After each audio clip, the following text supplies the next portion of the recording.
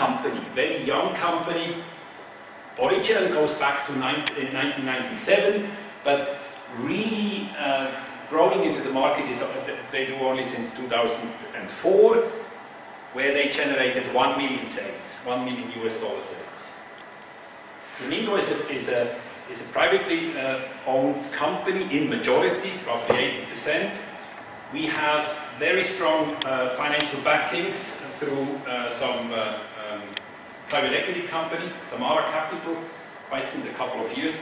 Madeleine Albright Capital Management, maybe you're not quite aware that Madeleine Albright, the former State Secretary, has a PE focusing on emerging markets. And also we have the Chinese Development Industrial Bank, which is the biggest private equity company invested in our company. We are covering currently around 37 plus countries in 4 continents. Our focus is very clearly on emerging markets, emerging and frontier markets. So you will not find us in places like Switzerland or the UK or US or even Singapore and Hong Kong as big travel retail countries. We focus on smaller countries, smaller opportunities where you can do a very nice, you can get very nice contracts with good profitability, because when you go to the big airports, the competitive environment is so stiff that literally you make zero money. Even if you do a $500 million sales, if you turn out a 1%, you're great. You're great. Very often companies are overbidding and losing a lot of money in our markets. The owners have in 2012 formed a new team. That's when I was asked to join. A new board and a new management team set up a clear strategy. We want to grow to a 2 billion company by 2020 because we have a plan within the next, now it's maybe 16 to 20 months. We want to go to the US capital market with an IPO. You can ask why the hell to the US market, which is most difficult from a standard point of view. We are a US dollar business. We are a company doing business in emerging markets, and only on the US capital market these guys understand really emerging markets. And your multiples you can get when you go for a listing is significantly higher. And of course the standards you have to apply is the highest, so even if we decide we will go to, I don't know, Mumbai stock market or Hong Kong or so, we have the right standards. So that is our vision, and we have started the roadmap to our IPO, and we have also identified our underwriting banks. So that's also why I think it's an appealing process when you can participate in a company going into an IPO in that business. The only or the real successful company in that field is Dufry. Maybe you heard Dufry was an extremely successful IPO. They might get this year into the SMI. So they are now 26th rank. They should come into the 25th by end of the year most probably. So it's a good investment opportunity. We are covering, as I said, from Costa Rica, Saint Martin, nice place by the way, Antigua, we're going to Malaysia, Indonesia. So that's our coverage.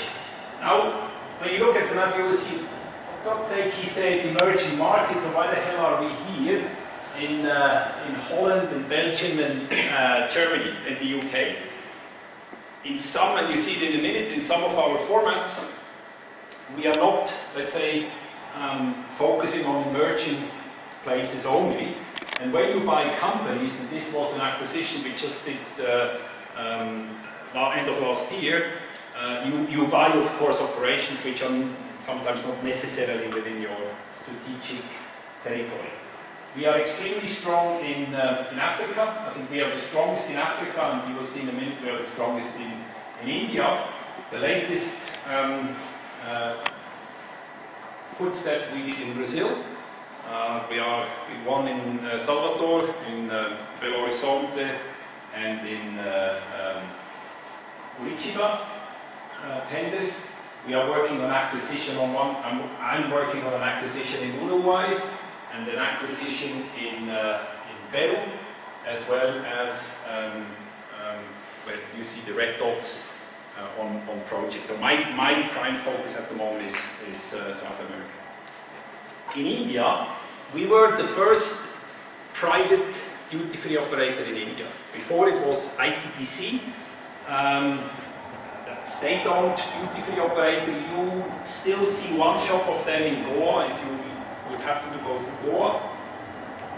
We have paved the way for all the other companies coming into India. And I come to the point, because India has still today no duty-free regulation or duty-free law as you have in other countries.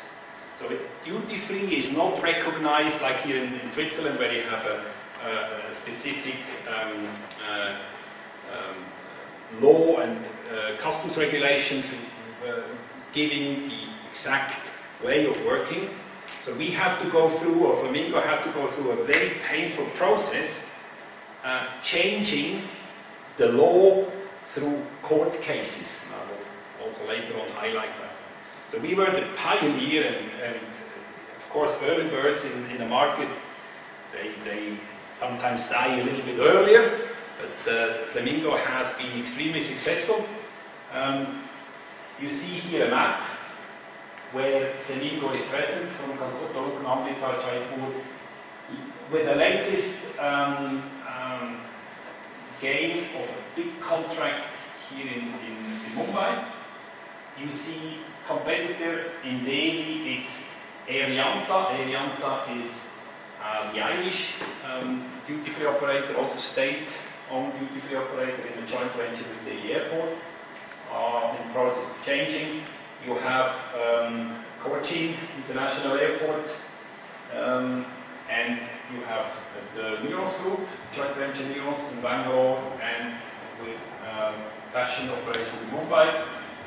In Mumbai, as I said, we are in joint venture with DFS. DFS belongs to the Louis Vuitton Group, and we have, I will show you that one later, maintained or regained our contract in the new family.